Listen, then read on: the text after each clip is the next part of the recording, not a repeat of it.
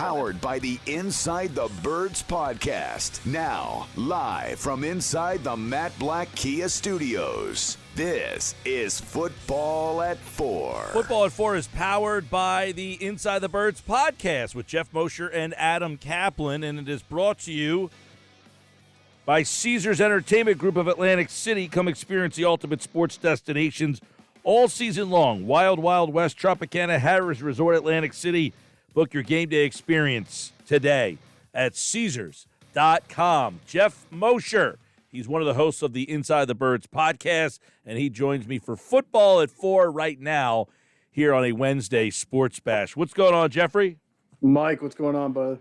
All is well. We got the bye week here. I said it's very interesting that during the bye week, we got treated to an NFC East matchup that has big implications all around it. We were kind of going back and forth as to, if you're an Eagles fan, how are you watching this game? Who are you rooting for? Do you feel that it's clear that the Eagles are hoping Dallas sweeps Washington these next two?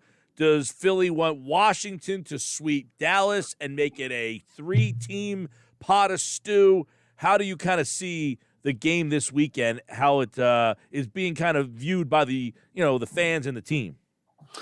Well, a lot of Eagles fans that I know have a rule about we don't root for Dallas under any circumstances, unless maybe that one specific win might definitely get them a playoff berth. So I don't know that you're going to hear a whole lot of people saying go Cowboys this week, even though they're facing Washington. And I think that there are some pluses and minuses to either team winning, depending on how the rest of the season kind of shakes out. So we'll see what happens. I think, if you're completely objective about it and you look at it, you would think Dallas winning is going to help the Eagles out more. First, it makes, Washington a little down about itself. I just lost a game and now I'm 6-8.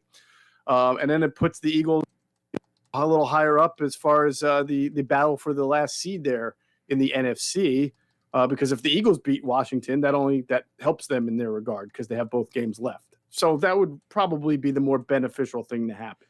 Right, and obviously, this Washington team has won, 4 games in a row, and I look at this team and, the little that I've watched them over the last couple of weeks, what I noticed when I watched them, Moshe, is they have really taken a page out of the Eagles' notebook and said, hey, they're going to run the ball, we're going to run the ball, and they're running the ball at a pretty high clip. All of a sudden, Antonio Gibson has become a huge weapon in the run game for them. He has been. I'm not quite sure why it wasn't that way to begin the season, just like we've talked about that. I'm glad. It's not that I'm glad it's happened, but, maybe Eagles fans who tend to sometimes look at things like tunnel vision-wise can see that, Nick Sirianni is not the only guy in the world that tried to go in with one plan and had to adjust, or people say, how could this guy be such an idiot? Coaches tried different things. They want to be able to throw the ball. It is the NFL still, and they want to be able to throw. And when it doesn't work that much, they resort to going back to basics and they're running the ball. We say everybody wants to throw the ball. That's the NFL. Is it only the NFL because people want to throw? Like every time we see teams run, it feels like the Eagles run, they win. Washington runs, they win. New England the other night says, oh, we'll run it 50, 60 times. They won. It seems like teams that are committed to doing it are winning, and a lot of that is predicated on defenses are built to try to stop the pass, so running seems to be a way to kind of combat that. It does. I think it's not – I think teams do want to – I think they want to abide by the rules of the game that never really change no matter what you're doing, which is how do you score points fast? How do you get the lead? How do you score points most efficiently? And most teams invest heavily in the quarterback and wide receiver positions. So therefore you see, and most teams, when they start hiring their staff, they find the best quarterback coaches, they find the best offensive coordinators. So it becomes cultural more than anything. And it becomes a mindset that's ingrained in teams. And it sometimes it does take the old copycat effect. And we can point to the Eagles being an influence on Washington perhaps, but really I guess you could say it started a couple of years ago with the Titans, right? Deciding that we're just going to run the ball with Derrick Henry until someone can show that they can't. But even that only took them so far. So I think that the people who love passing will always point to the fact that the best running teams win games, but they don't win championships all the time doing it that way. It's still when the guy's hosting the Lombardi at the end of the year, whether it's either Patrick Mahomes or Tom Brady or a guy who's known for throwing the ball around a lot. And until we start to see more of the running game type team winning that championship, and I'm not sure we'll see it this year, I still think you'll see the league trending toward being a passing league. So with that being said, I mean, here we are at 6-7. I think the Eagles have come to the point of no return almost. Like the people who said, look, I'd rather the draft pick, they're not going to win the Super Bowl. You're in like no man's land where you might as well be like, all right, we've come this far. You might as well just make the playoffs here. But I guess the question would be, if this is in fact a playoff team and what you just said about throwing, are the Eagles brass going to be convinced that we can win long-term with this style of play? Yeah, I don't think so. It's funny. We had Adam and I had Joe Banner on our most recent Inside the Birds TV, which we'll drop sometime soon this week. And he wrote an interesting article. Yeah. And what he said was, we asked him the question you just asked us. And he said, look, I think that what they're doing right now is the recipe for winning right now. And he had, as much of a pass enthusiast as Joe Banner is, and if you follow him on Twitter, he's an enthusiast of the pass. He said that for this team, for this moment, the run game is clearly the thing to do. But going forward, you're never going to want to be like this. And there's a point. I mean, this is not a balanced offense. When you're running the ball 41 times and throwing it 14 times, that's not offensive balance. That's just extreme to the other direction. And so for now, the question I really think that's pertinent, Mike, is do they learn anything from this year so that when they go into next year, they're not like 65-35? Is it closer to 60-40, 55-45 as far as run pass? Have they learned that you can run the ball a little bit more than you have in the past and still be as successful as you want to be? One of the things about this offense and like the whole dynamic between Minshew and Hurts, they both do something different. We talked about, I was on a different show earlier today, and they said, hey, the crux of this might be the Eagles just have two good backup quarterbacks. They don't really have a starter, but these two guys both do something different. You got Hurts, who really, makes the run game go to another level. You got Minshew, who is a very efficient passer. I don't know how explosive an offense is going to be with Gardner Minshew, but long term, if you just say, look, we got these 3 picks, we don't love a quarterback, do they just say we don't need that top-level quarterback? We can get by with just an average passer if we have enough talent around that guy? Not this organization. Not the Philadelphia Eagles as they're currently constructed. Maybe another organization might feel that way. I'm curious as heck to see what the Pittsburgh Steelers are going to do after this year, because they've built up a pretty nice team. They've built up a good running game with Najee Harris. Offensive line is getting better as the year goes on. Their defense, we know, is very good. It always is, but it's got playmakers with Watt and Fitzpatrick.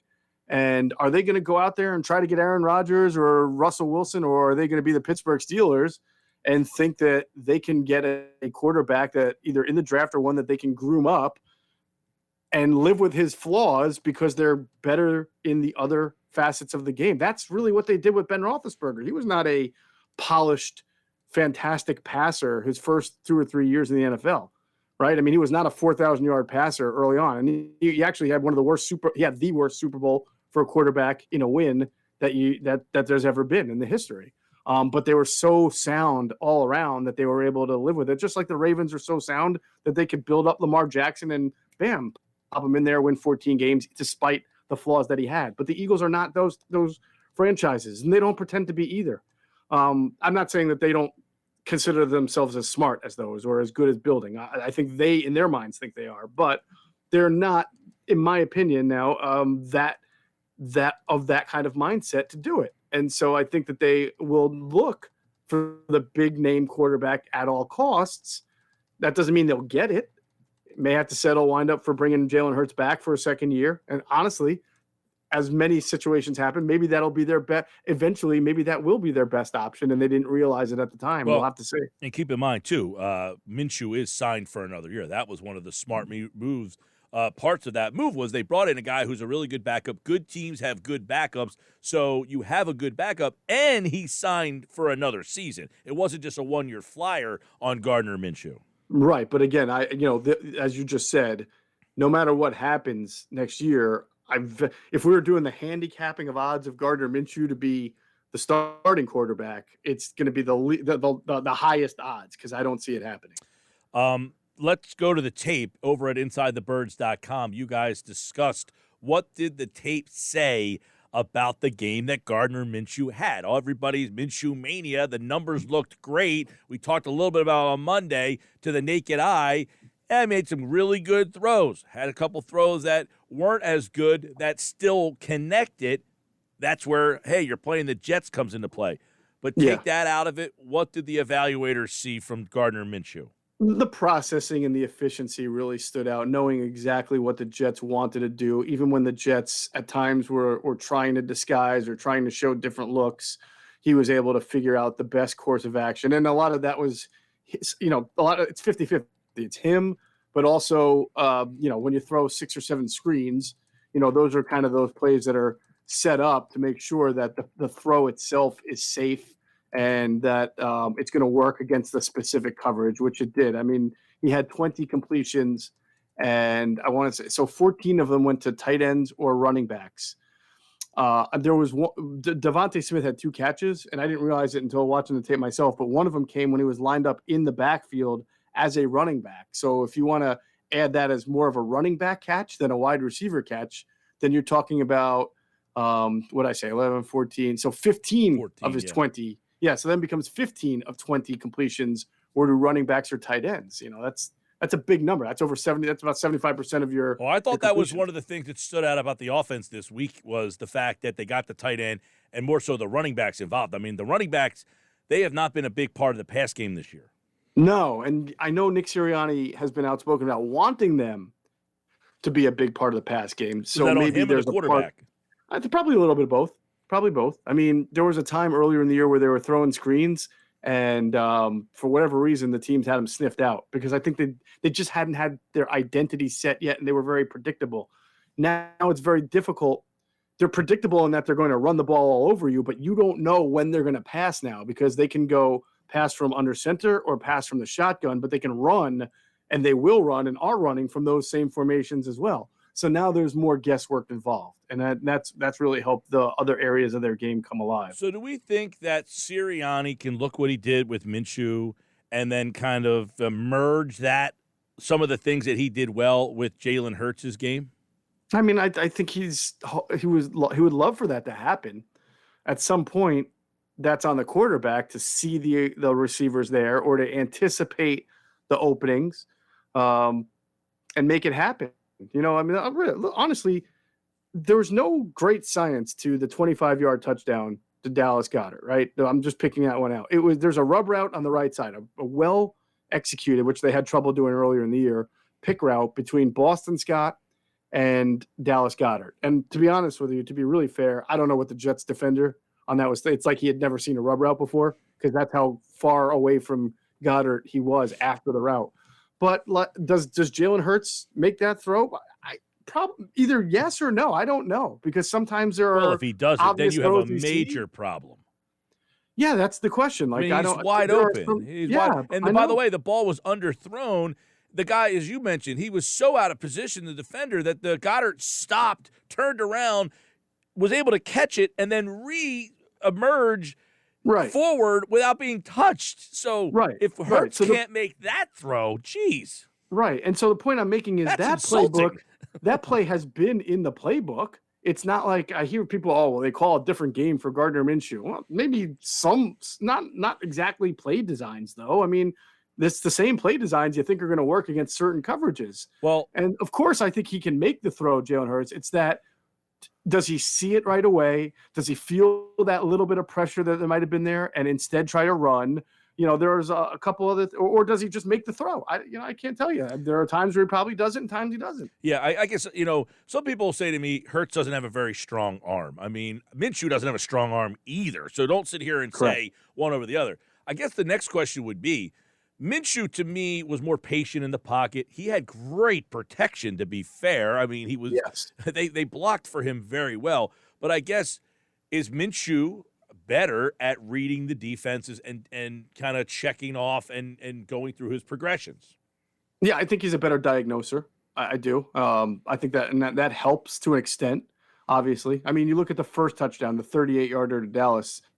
There was a blitz. There was an extra blitzer, and Miles Sanders did not do a great job of picking up that blitz, but Minshew did a nice job of just kind of stepping to his left a little bit. He's got good pocket navigational abilities, right? So he steps to his left and then throws the ball up to Dallas Goedert. The question you would ask yourself is, would Jalen Hurts have also done that under those circumstances, or would he have felt that blitz not being picked up real well, tucked it and ran? And if he ran, maybe he gets 30 yards too. I don't know. So I know some people think that because of what they saw from Gardner Minshew, that means he gives them a better opportunity to win these next 4 games because he's a better passer. And I'm not sure that's a fair statement. I think, yes, he's probably a better processor, diagnoser, and passer, but when there's trouble, Gardner Minshew is not going to be able to run for 20, 25 yards, throw a touchdown. He doesn't even have as strong as an arm as Jalen Hurts. There are times where Jalen Hurts will be able to do things against good defenses that Minshew can't do. Nobody's judging Minshew off of his worst game. They're only judging him off of his first game, which is not fair. Right, which is, I wrote the piece over at 973ESPN.com is, look, Hurts has 3 touchdowns the first week of the year. He has a near flawless game, and it was, it's only against Atlanta. Right. And then Minshew comes in, and I don't hear the caveat of, it's only against the Jets. If people are already ready to anoint him as the better option, and I write, hey, Minshew Mania is a lot like the holidays. Every 4 weeks, you have this great day. You have family and friends, and it's great. But you only hear about it Minshew Mania only happens like once every 4 weeks. He has a lot of games in between where the mania is more like the bad mania.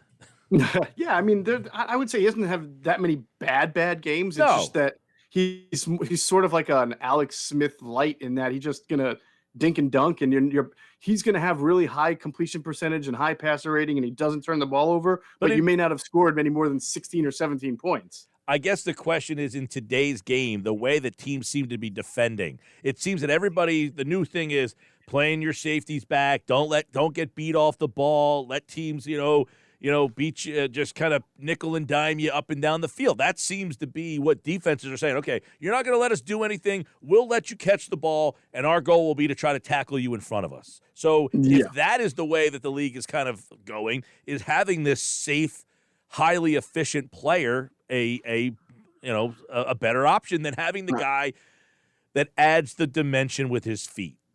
I mean, it depends on who you are and what situation you're in. If you're the Kansas City Chiefs 5 years ago and you're just not ready yet to turn the ball to Pat Mahomes, but you're trying to win at the same time with Alex Smith, a nice veteran who's going to do that, who's going to play it safe and dink and dunk, and you're going to take your chances and try to win as many games, that's fine.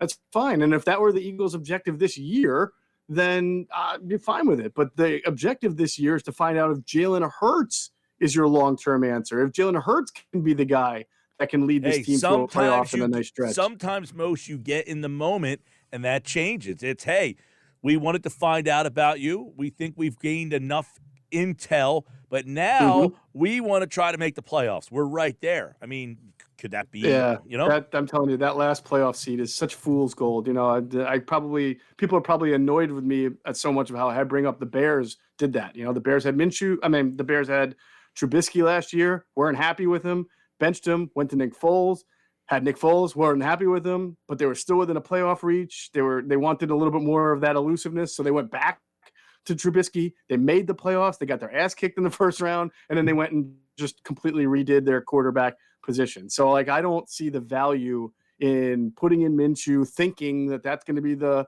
magic thing to get you to the playoffs, and then you're going to get your, face Arizona or Green Bay, lose by 20, and then what? Well, then that's an interesting point. Well, then isn't – because if you were Howie Roseman, you would say, hey, we need to get to the playoffs through hell or high water to show that I made the playoffs again. Isn't that showing self-restraint to say, hey, forget getting to the playoffs.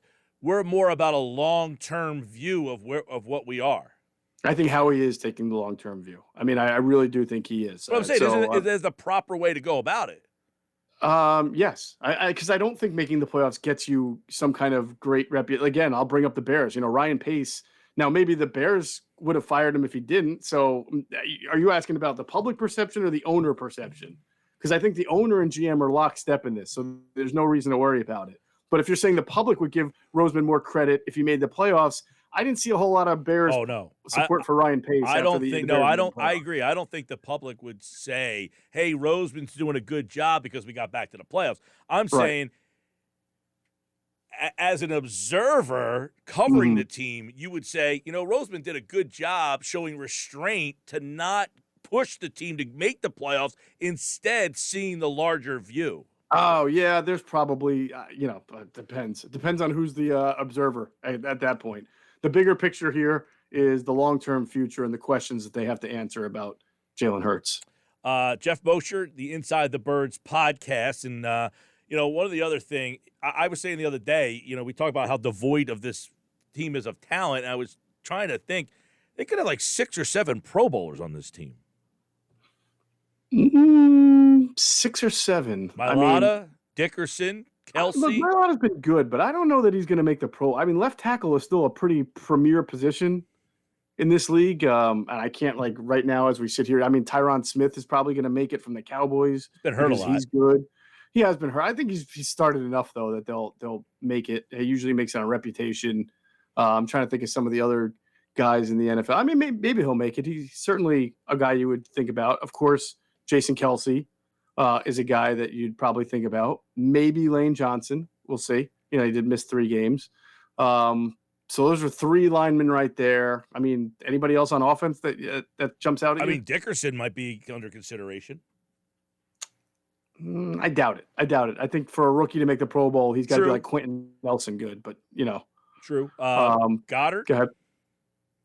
You know what? On talent should be, but he just not he doesn't get the consistent targets. Well, enough. If he gets as many targets the last 4 weeks as he got the other day, yeah, geez. He might. And then I guess Hargrave. Based on at least his first. Hargrave is probably the only, no doubt about it, going to make the Pro Bowl. Slay. Hargrave and Slay. Yeah. So I think of all those names we mentioned, 3 or 4 will probably make it. Okay. Hargrave and Slade definite, and then 2 of those other guys that we threw in there. Maybe a Jake Elliott because he's had a good year. Elliott. Yeah, he's having a pretty good year. All right, well, the last 2 draft classes they're getting stuff out of. That's a change. Yeah, absolutely. It's a good change. It's about time. Yeah, definitely. Well, It's going to be an interesting 4 weeks of games, 5 weeks of the season. It's basically, Moshe, who's the best team in the NFC East? Well, the 2 best teams in the NFC East are going to get in, it looks like. It looks like it will. We'll see. You say that, right? But the 4 weeks is like a quarter of a season, even though there's an extra game. So there's a lot that can happen here. 5 weeks right. left. There's still a lot that can happen with the Minnesotas of the world, with the San Francisco. I mean, it's easy to say now because they lost last week, but we have no idea how Washington is going to finish. I think San Francisco gets in, and then Philly or Washington's the other. Yeah, I haven't looked at Atlanta's schedule. I mean, they're horrible, but they're in it just like everybody else. The 3 South teams, I think, are out. They all play because keep in mind they play each other. Plus, they got to play the Buccaneers. Yeah, but that's why I said Atlanta, because I think they're done with the Bucs. Maybe not. We'll have to see. I mean, all the NFC teams, the Eagles have to play the Cowboys. Washington's got to play the Cowboys. I think New York does. So it's going to be an interesting race there. Oh, yeah. I mean, Washington has 5 straight NFC East games. 5. That's amazing. What a wacky schedule that is. Geoff Mosher, check out InsideTheBirds.com and the Inside the Birds podcast. There's a new one out. They go really in depth on Gardner Minshew's game, on Sanders. So check that out. Also, the offense and defensive lines, some of the standouts over there, and how the play calling affected the game this week. They go very deep on that, and check them out over at Inside the Birds, wherever you get your podcast. Geoff Mosher, I will talk to you next week, man. All right, man. Take care. Thanks. Football at 4 returns tomorrow with Andrew DeCecco, Adam Kaplan on Friday, as, of course, InsideTheBirds.com. Check out all their work over there on the Eagles. We have football at 4 every day, thanks to the guys at InsideTheBirds.com.